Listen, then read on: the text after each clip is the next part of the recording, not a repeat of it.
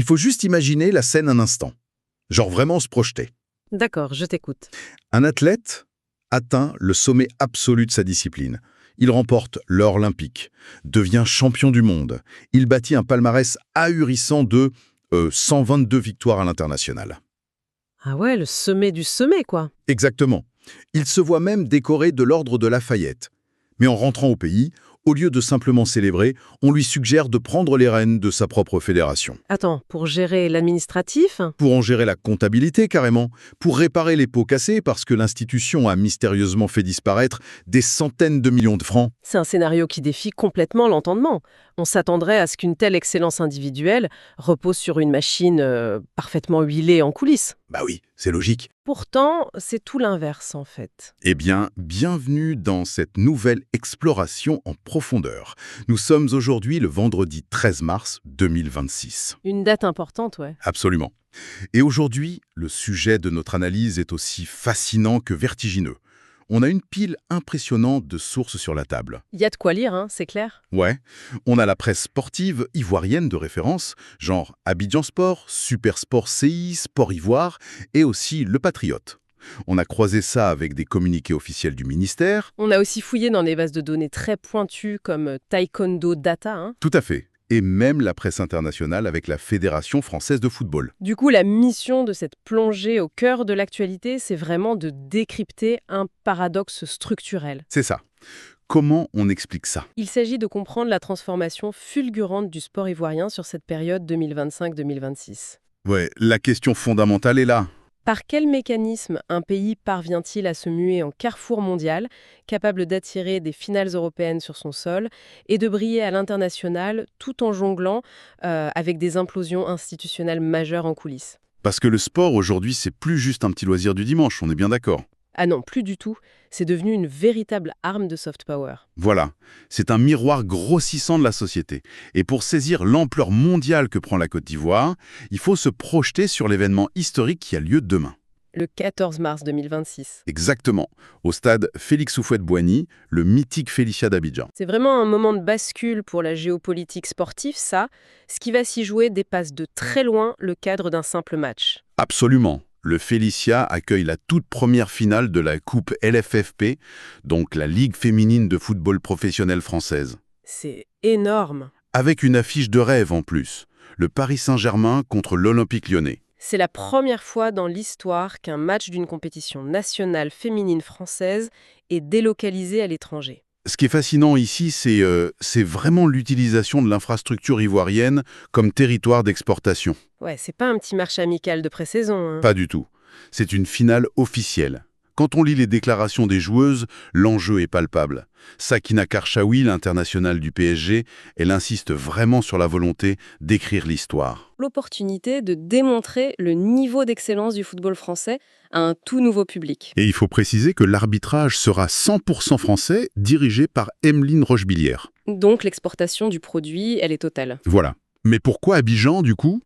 Parce que la ville offre désormais des garanties structurelles et des garanties télévisuelles qui répondent aux standards européens les plus stricts. Pour quiconque nous écoute, accueillir cette finale au bord de la lagune ébriée, c'est un peu comme si la NFL décidait du jour au lendemain de jouer le Super Bowl à Londres ou à Paris au lieu de Miami. C'est une super analogie, ouais. Ça prouve que les infrastructures et la ferveur locale sont validées et surtout monétisables à l'échelle mondiale. Ici, le monde entier regarde Abidjan en ce moment, c'est aussi parce que l'équipe nationale a retrouvé son statut de géant incontesté. Ah, les éléphants! Ouais, les éléphants de Côte d'Ivoire ont validé leur ticket pour le Mondial 2026. Le fameux mondial co-organisé par les États-Unis, le Canada et le Mexique. C'est ça. Et c'est un retour au sommet après 12 longues années d'absence, hein, depuis l'édition 2014 au Brésil. 12 ans, c'est long. Et la qualification, elle s'est acquise de manière tellement chirurgicale. Une victoire 3-0 contre le Kenya au stade olympique d'Ebimpe. Avec des buts magnifiques en plus. Ouais, des buts de Franck Kessié, de Yann Diomandé et un coup franc magistral d'Ama Diallo. Mais au-delà des buteurs, c'est la méthode Emers Faé qui impressionne tout le monde. Ah les chiffres parlent d'eux-mêmes. C'est clair. C'est pas juste une qualification, c'est une vraie démonstration de force. 8 victoires, 2 nuls, 20 buts marqués et 0 encaissés. 0 encaissé, c'est fou. Une véritable forteresse. Si on relie ça à la situation globale, cette statistique de 0 but encaissé sur toute une campagne, c'est le symptôme d'une mutation tactique et psychologique. Totalement. L'équipe est passée d'un rassemblement de stars individuelles à un bloc ultra compact et résilient. Favia a vraiment instauré une culture de l'effort. Voilà, une culture de l'effort défensif où même les attaquants de classe mondiale acceptent de faire le travail de l'ombre. C'est cette rigueur qui crée l'invincibilité. Bon, décortiquons ça un peu. Parce que toute cette lumière internationale, cette dynamique de succès de l'équipe nationale, ça redescend forcément sur la scène locale, non? Bien sûr. La Ligue 1 ivoirienne, la LONASI, elle semble elle aussi profiter de cet élan. Il y a un effet de capillarité qui est très évident. Quand le sommet de la pyramide brille comme ça, la base attire inévitablement l'attention. L'attention des recruteurs, du public, de tout le monde en fait. Exactement. La presse sportive locale décrit vraiment un championnat en pleine ébullition en ce moment. La SEC Mimosas domine actuellement avec 43 points. Mais la concurrence est féroce derrière. Très féroce. San Pedro, Moana et l'Africa Sports restent en embuscade. Et il ne faut pas oublier que le Stade d'Abidjan a été sacré champion la saison d'avant. L'écosystème local joue plus seulement pour une coupe ou un titre. Il joue pour exister dans ce nouveau hub footballistique ouest-africain. Mais c'est là que le succès devient une lame à double tranchant en fait. Comment ça? Cette ferveur incroyable autour du Mondial 2026, ça a créé aussi des remous très complexes en coulisses. Ah, tu parles de ce que la presse appelle l'art consommé de l'opportunisme? Tout à fait. La gestion des joueurs binationaux. C'est un mécanisme vieux comme le sport moderne, mais son exécution ici, elle est particulièrement frappante. Ouais, les règles de la FIFA permettent à ces joueurs avec une double nationalité de choisir leur sélection. Et sur le plan sociologique, c'est souvent un pur calcul de carrière. Moi, je vois ça un peu comme le phénomène des startups, en fait. C'est-à-dire, Quand l'entreprise bricole dans un garage avec des bouts de ficelle, personne ne veut prendre de part. Personne n'y croit. ouais, logique. Mais dès que la start-up annonce son entrée en bourse, là, la Coupe du Monde 2026, soudainement, tous les anciens stagiaires réclament le statut de cofondateur. C'est une excellente métaphore. Et les sources citent des profils très précis, comme Eli Wahi, Martial Godot ou Eli Kroupi Jr. Qui d'un seul coup multiplie les appels du pied à la fédération ivoirienne, Et en parallèle, on a des vétérans qui sont absolument furieux. comme Nicolas Pepe. Il n'a pas mâché ses mots sur sa mise à l'écart par Emers Faé pour la CAN 2025. Il affirme n'avoir reçu aucune explication. Cela soulève une question importante sur la cohésion du groupe, tu vois.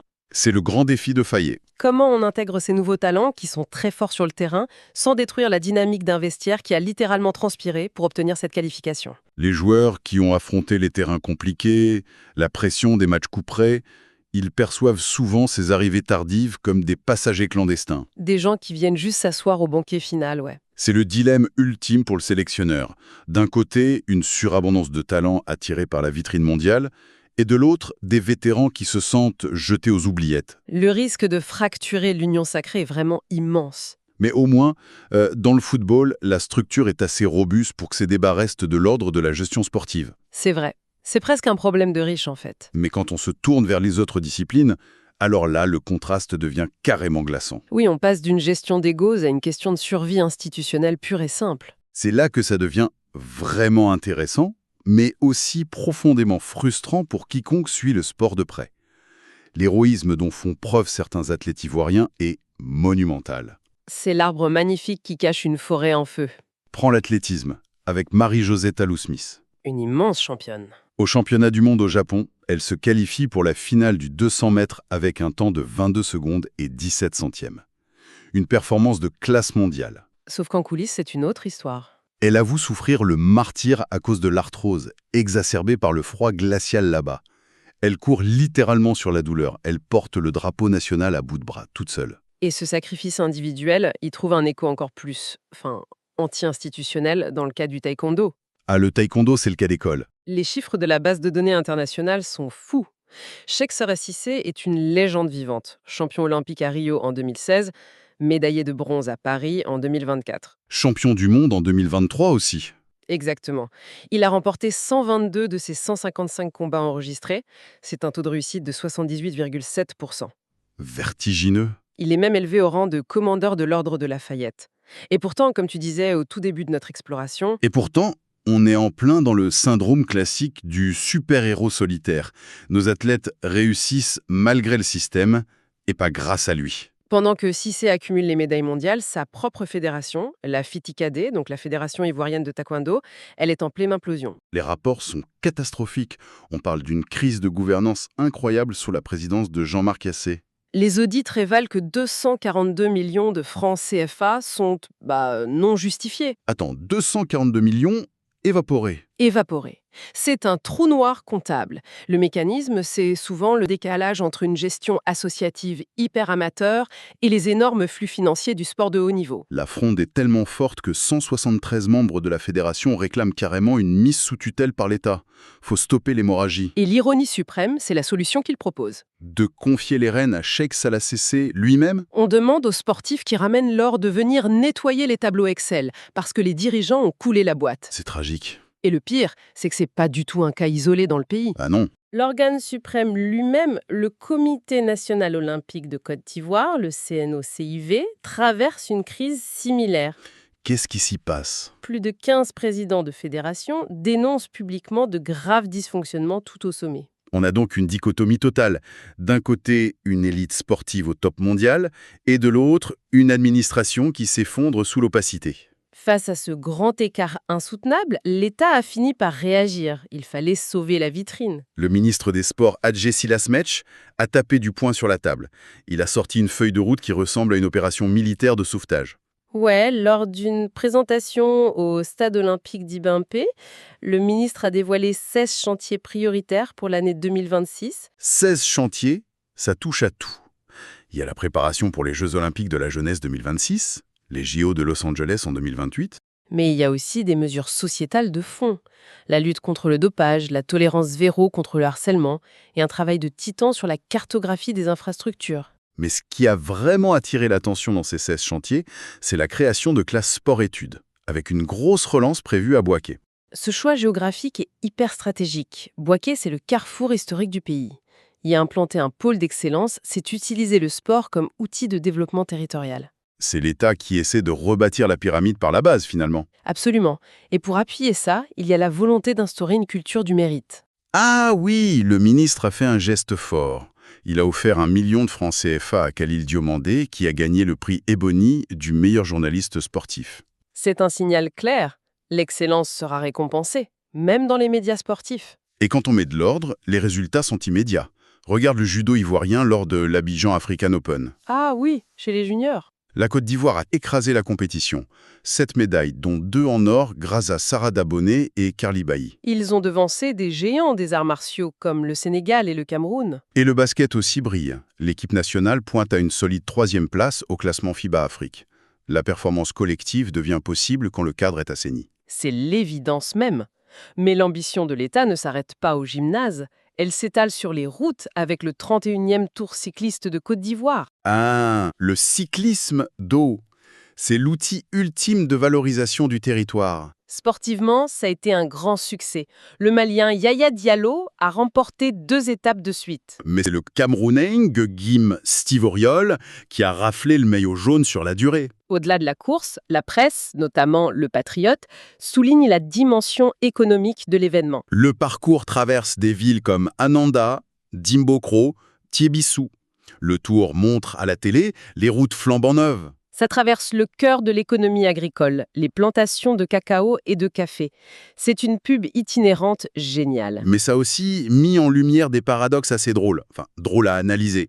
Le fameux fléau des dos d'âne. Ah oui, le peloton s'est plein des ralentisseurs. Mais c'est quand même dingue. L'État met des millions pour une course internationale et les coureurs sont freinés tous les kilomètres par des dos d'âne. L'explication fait la friction entre 2 réalités. D'un côté, les nouvelles routes traversent des villages, donc pour la sécurité des habitants, il faut des dos d'âne. Logique. Mais de l'autre, tu plaques un événement sportif de très haut niveau qui demande de la vitesse sur une infrastructure civile. Ça illustre parfaitement les défis de la croissance rapide. En gros, le ministre, avec ses 16 chantiers, c'est comme s'il essayait de refaire la plomberie et le toit d'une maison. Pendant que la famille organise des fêtes géantes tous les week-ends. Exactement. Par quel bout on commence pour pas que la maison s'écroule? C'est tout le problème de la gouvernance. Le sport ivoirien est à un point de bascule. Il a des infrastructures mondiales, il a des talents générationnels de malades. Mais pour que ça dure, il faut assainir l'arrière-boutique. L'argent doit aller aux athlètes, pas s'évaporer dans des fédérations fantômes.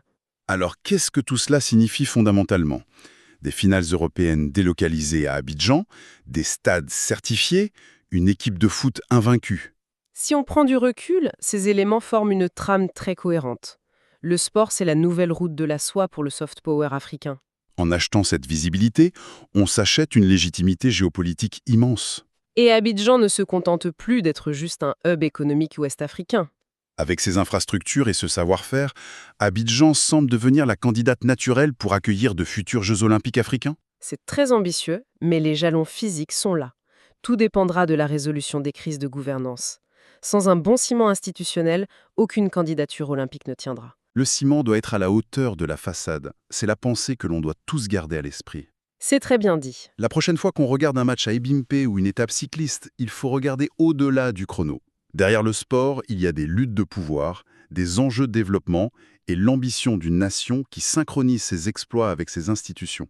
L'excellence visible n'est que la pointe de l'iceberg. C'est ce qui conclut cette analyse détaillée de nos sources. Merci de nous avoir suivis dans cette plongée et à très bientôt pour décortiquer ensemble de nouveaux enjeux fascinants. Derrière les grands titres sportifs, il y a toujours une histoire plus profonde, celle de la passion et du talent de toute une nation.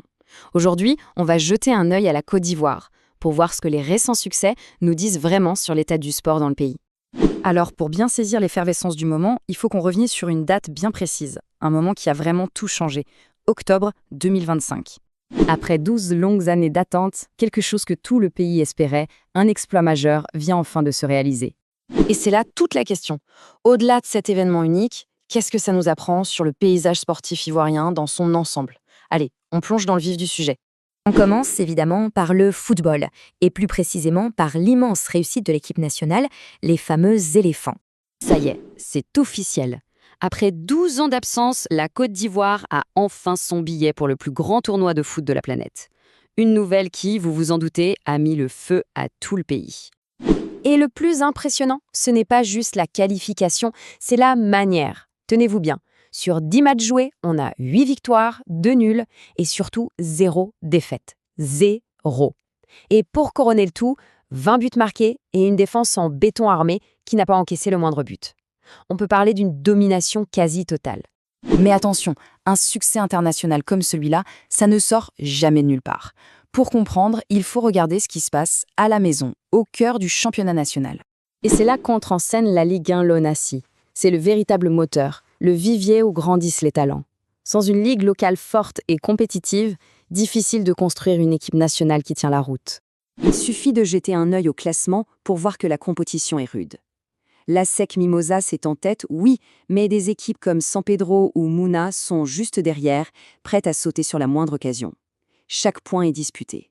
Et ce qui donne toute sa saveur à ce championnat, ce sont ses rivalités historiques. Prenez un match entre l'ASEC Mimosas et l'Africa Sports par exemple. Le derby d'Abidjan, c'est bien plus qu'un match de foot. C'est un événement, c'est électrique. Et c'est cette passion, cette ferveur des supporters qui pousse tout le monde à se dépasser. Bon, on a beaucoup parlé football, mais ce serait une grosse erreur de penser que la Côte d'Ivoire ne brille que sur les pelouses. Bien au contraire. On va élargir un peu notre champ de vision, parce que des champions, il y en a partout. Direction la piste d'athlétisme, où un nom brille de mille feux, Marie-Josée Tallou-Smith. C'est tout simplement la reine du sprint ivoirien, une des athlètes les plus rapides du monde, une véritable icône. Écoutez bien cette phrase, prononcée juste après s'être qualifiée pour une finale mondiale. L'essentiel a été assuré et demain, on viendra pour l'apothéose. Tout est dit non. C'est ça, le mental d'une immense championne face à l'enjeu. Et l'histoire ne s'arrête pas là, loin de là. Le succès se décline dans plein d'autres disciplines, ce qui prouve que le réservoir de talent est incroyablement riche et diversifié. Ce chiffre, 7. Ça peut sembler tout simple, mais derrière ce chiffre se cache une performance collective vraiment impressionnante. Ces 7 médailles, ce sont celles que la jeune équipe nationale de judo a raflées à l'Open africain d'Abidjan. Et attention, 2 en or, 3 en argent et 2 en bronze. Ça prouve que la relève est bien là et qu'elle est prête à prendre le pouvoir. On passe au basket, où la Côte d'Ivoire est aussi une place forte. L'équipe masculine fait partie de l'élite du continent, solidement installée à la 3e place en Afrique. Une constance au plus haut niveau qui force le respect. Et pour finir ce tour d'horizon, on change complètement de décor. On prend la route avec le cyclisme, où c'est un Ivoirien, Souleymane Traoré, qui a remporté le très difficile Tour de Côte d'Ivoire. Encore une victoire dans un sport d'endurance et de stratégie. Alors, après avoir vu tous ces succès en foot, en athlé, en judo, en basket, en cyclisme, qu'est-ce que tout ça représente vraiment pour le pays? On va voir que ça va bien au-delà du sport. Cette phrase, issue de la couverture médiatique du Tour cycliste, résume tout à la perfection. Le Tour de Côte d'Ivoire était une vitrine. Il permettait de vendre l'image de la Côte d'Ivoire. Voilà, le sport comme une formidable vitrine pour tout un pays. Voilà le point essentiel. Au fond, toutes ces victoires, ce ne sont pas juste des lignes sur un palmarès. Elles racontent l'histoire d'un pays qui avance, elles sont un reflet de son développement et surtout un ciment incroyable qui unit tout le monde dans une fierté commune. La question qui se pose pour finir est donc la suivante. Avec une telle dynamique et des talents qui émergent dans autant de disciplines, jusqu'où le sport ivoirien peut-il aller? Une chose est sûre, l'avenir s'annonce vraiment passionnant.